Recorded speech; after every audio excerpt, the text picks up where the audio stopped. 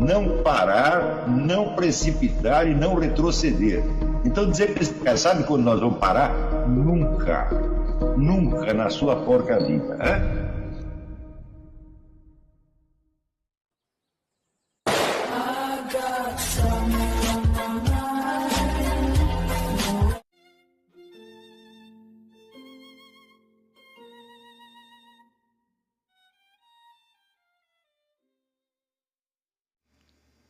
E aí pessoal, tranquilo?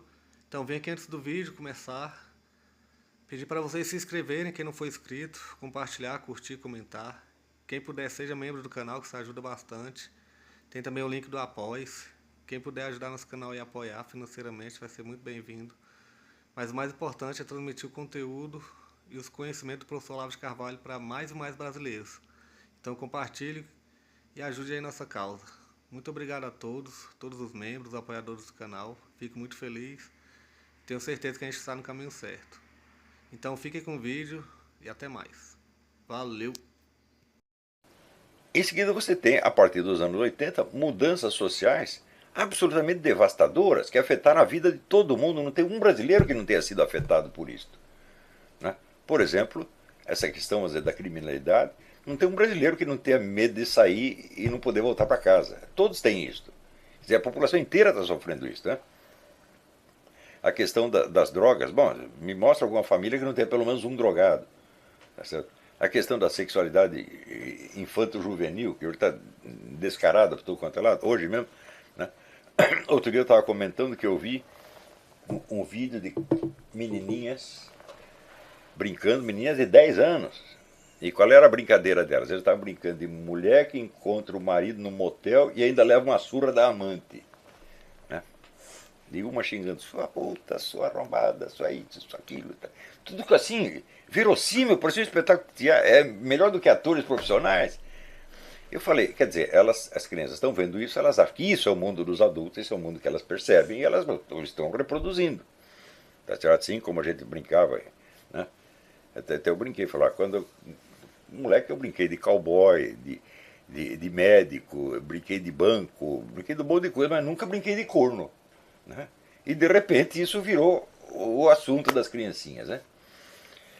Então, mas hoje eu vi uma coisa pior. Eu vi, tá na minha página, alguém colocou lá, um vídeo de 4 meninas que por um motivo de ciumeira decidiram torturar e matar uma coleguinha, todas elas entre 13 e 16 anos. Né? E aparece lá a menina amarrada, às vezes dando paulada nela, então no fim ela conseguiu fugir. E tá lá, o negócio tá na polícia, tá rolando ainda. Então, olha, algo aconteceu com essa molecada. Isso, se eu pensar bem, isso aí, crimes dessa ordem, bom, podia acontecer entre pessoas de 30, 40 anos, mas crianças de 13 anos não iam fazer isso, né? Tá certo?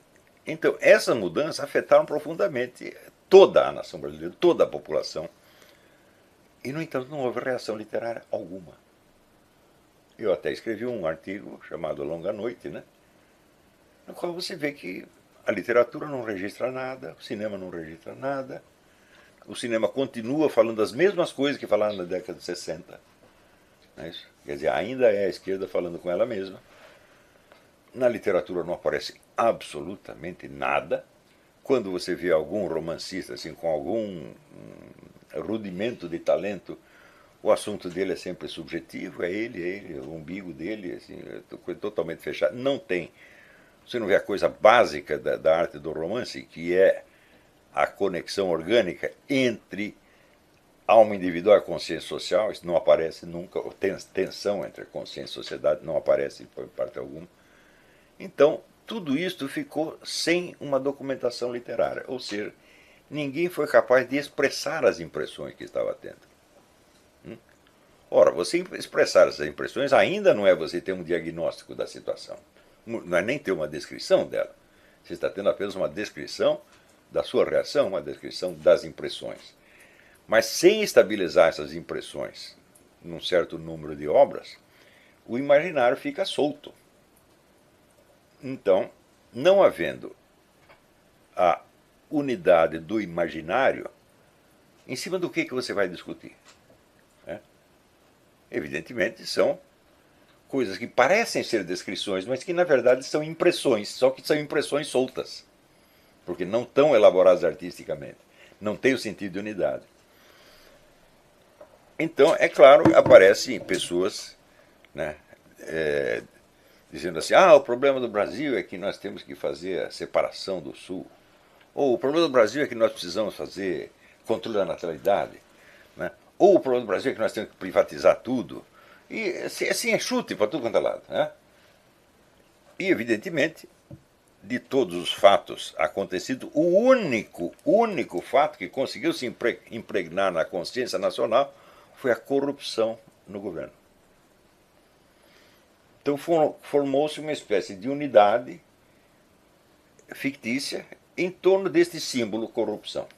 E isto mobilizou as pessoas para ir para a rua, etc, etc, etc. Ora, mas nós sabemos perfeitamente que o termo corrupção nem de longe descreve o que estava acontecendo. Porque é o tal negócio, corrupção, como diz o próprio Lula, corrupção sempre existiu. Qual é a diferença específica? Tá certo? Bom, a diferença específica é que, desta vez, a corrupção veio de um imenso plano de tomada do poder que estava a meio caminho. Eles não chegaram a tomar o poder completamente, como queriam, né? E que vinha sendo elaborado desde os anos 60. Quer dizer, é uma corrupção racional, planejada, tá certo? E de longo prazo, para penetrar profundamente na sociedade. Não é roubar dinheiro, meu filho, é corromper toda a sociedade. É? Só que você pega as menininhas torturando a outra no fundo do quintal. Eu digo, que relação tem isso com o Zé Dirceu? É? Alguém consegue sintetizar simbolicamente isso aí? É claro que uma coisa tem a ver com a outra. É? São o mesmo fenômeno, no fim das contas. Mas você não tem expressão imaginativa, não tem expressão artística, então não condensa os símbolos. Então, todas as reações ao estado de coisas, todas sem exceção, que apareceram, foram de natureza puramente jornalística. São artigos, são blogs, às vezes são livros, tá certo? Mas tentando discutir a coisa já no plano dos fatos, sem ter o condensado simbólico inicial. Portanto, apegando-se a fatos soltos, não tem unidade e você não consegue ter um diálogo. Né? 10 pessoas ficavam gritando assim, unidade da direita, unidade da direita, unidade da direita. Mas se você não tem sequer unidade imaginativa, como é que você vai ter unidade de uma estratégia, de uma coisa assim? Isso é impossível. Você está querendo o impossível. Quer dizer, primeiro você tem que fazer com que as pessoas compartilhem de um certo estado de espírito geral e vago, mas suficientemente reconhecível. E isso se condensa em símbolos. E quem faz isso? A arte faz isso. Então, vamos dizer, se a esquerda chegou, vamos dizer, ao seu estado de senectude literária, seu Alzheimer literário, a direita mostrou uma impotência literária e artística total. Não houve reação nenhuma. Zero, zero, zero, absolutamente zero. E se você perguntar, bom, por que não se conseguiu formar uma unidade de direita até hoje? É por causa disso. Vocês estão entendendo qual é a verdadeira dimensão do fenômeno chamado guerra cultural? Guerra cultural começa muito em cima. Você tem que criar símbolos artísticos poderosos, através de obras de altíssima qualidade. Tá certo? E daí você vai descendo, descendo, descendo, descendo, até chegar, vamos dizer, na música popular, nas novelas e no jornalismo. Mas tem que começar em cima.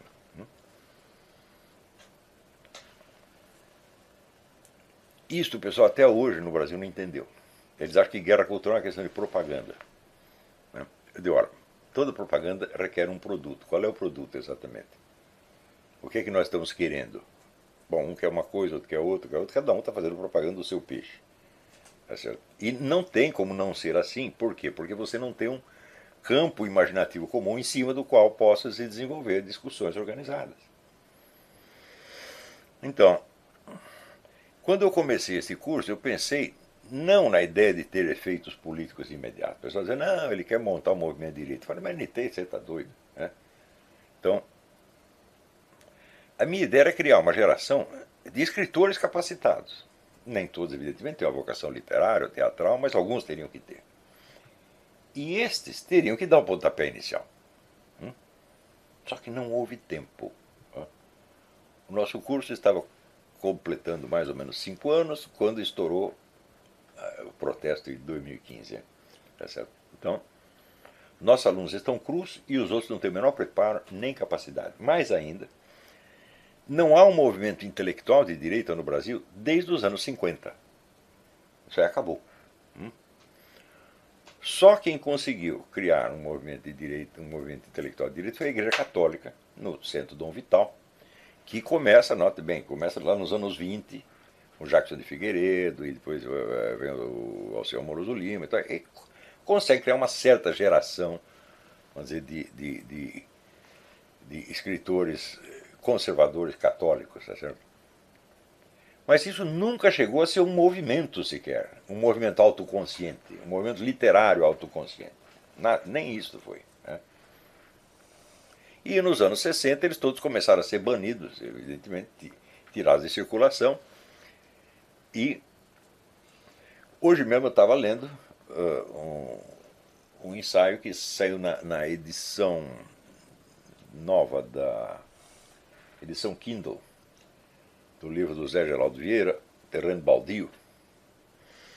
E ele comenta ali, fala, olha, o Zé Geraldo Vieira em vida ele tem um sucesso extraordinário, todo mundo o respeitava como, sem dúvida, o maior romancista brasileiro de todos os tempos, incluindo Machado de Assis. E depois que o sujeito morreu, sumiu. Ninguém mais nunca ouviu falar. Deu por quê? Bom, a cosmovisão dele, em parte por ser cosmopolita, para abranger o mundo inteiro, ultrapassar muitas fronteiras do Brasil, em parte por ser baseado em valores informalmente católicos, ele nunca foi um católico militante como Gustavo Corsão e outros,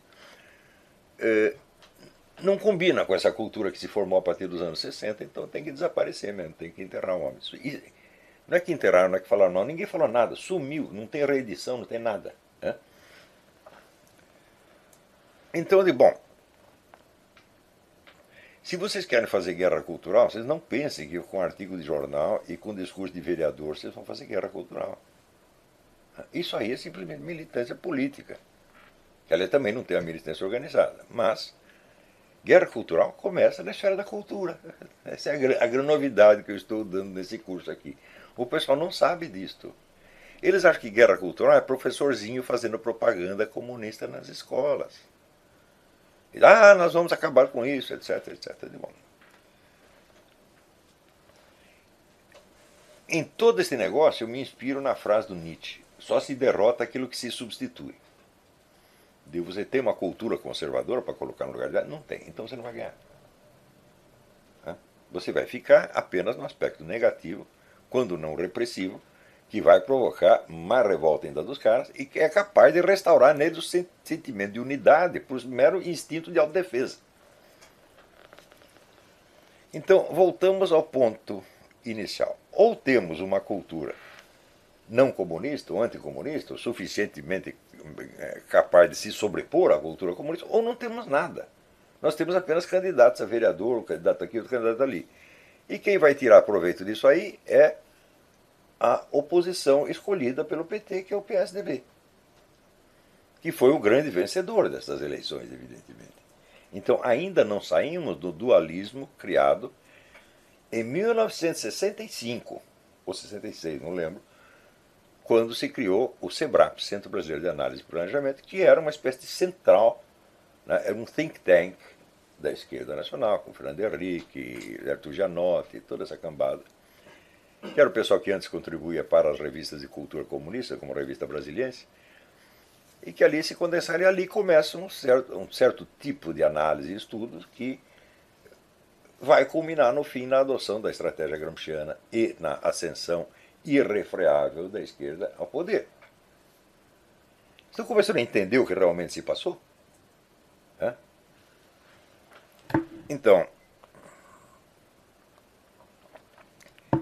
que fosse necessário, vamos dizer, uma reação na esfera literária e imaginativa antes de qualquer outra coisa, não foi preciso ninguém dizer isso aos escritores esquerdistas. Eles espontaneamente sabiam que era assim e começaram a reagir no seu devido plano.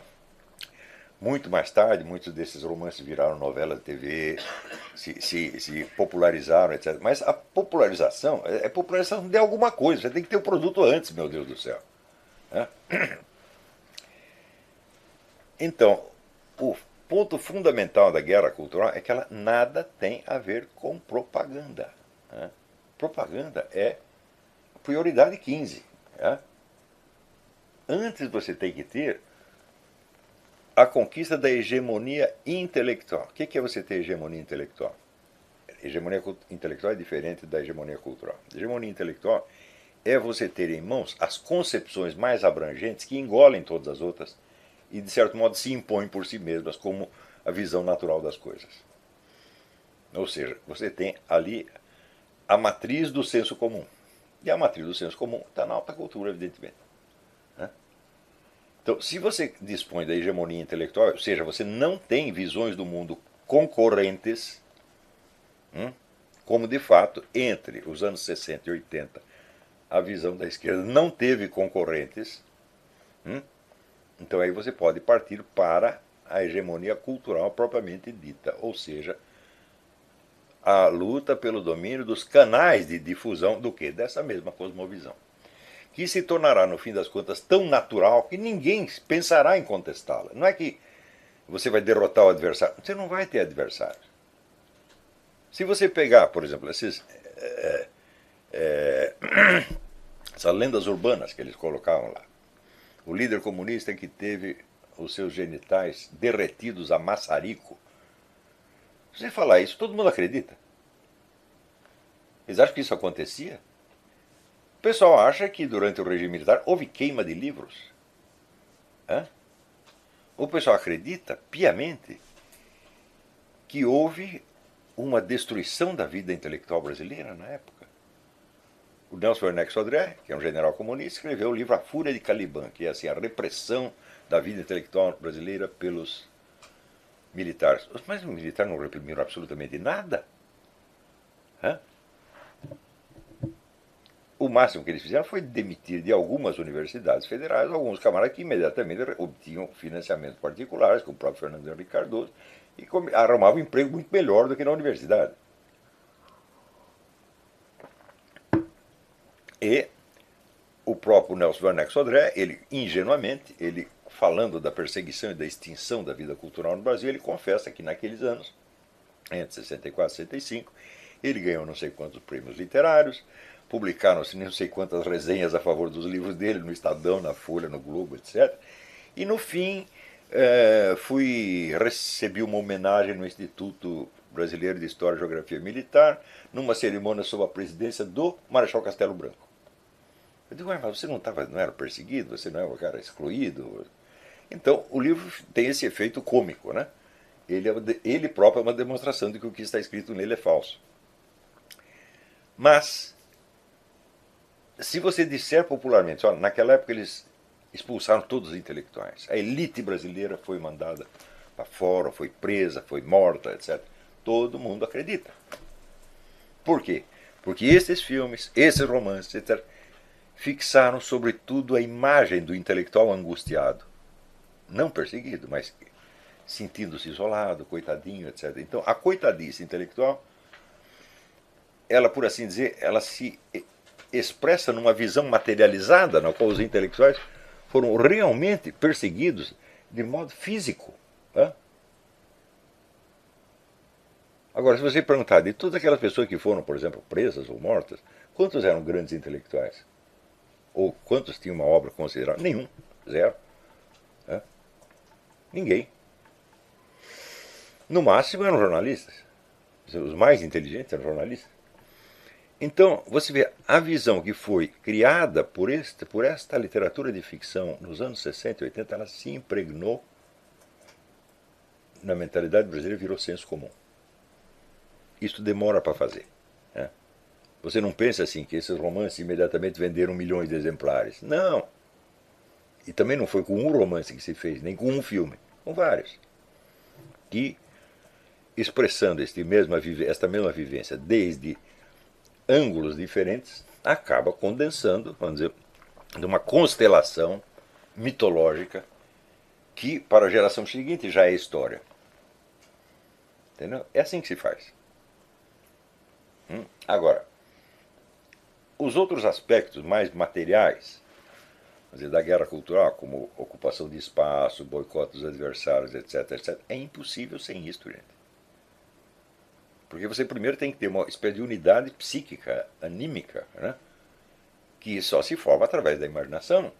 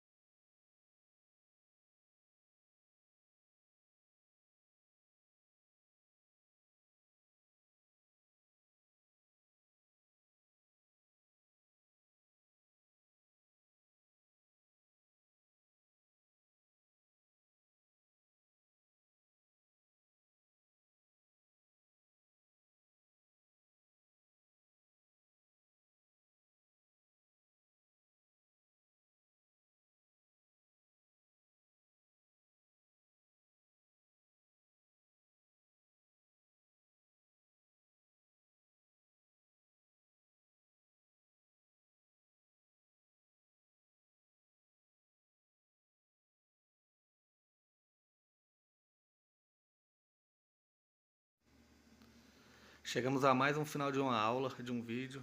Espero que tenham gostado. Quem não se inscreveu ainda, se inscreva, compartilhe, comente. Ajude nosso canal, apoie, seja membro. E ajude o nosso canal a chegar a cada dia a mais brasileiros que precisam muito do conhecimento do professor Olavo de Carvalho. Então é isso aí, fique com Deus, até o próximo. Valeu! Então é isso aí, pessoal. Que é o nosso canal. Que são alguns livros que eu já li. A maioria foi doação, mas alguns eu adquiri, professor Olavo de Carvalho. Alguns livros se perderam aí que eu emprestei. Professor Alexandre Costa. A Bíblia Sagrada. 10 lições sobre Karl Marx. Indico a não ler esse livro, que é muito ruim mesmo. Alguns pensadores aqui que realmente, como o professor Olavo de Carvalho disse, não são pensadores. Valeu, tamo junto aí. Apoie nosso canal, seja membro.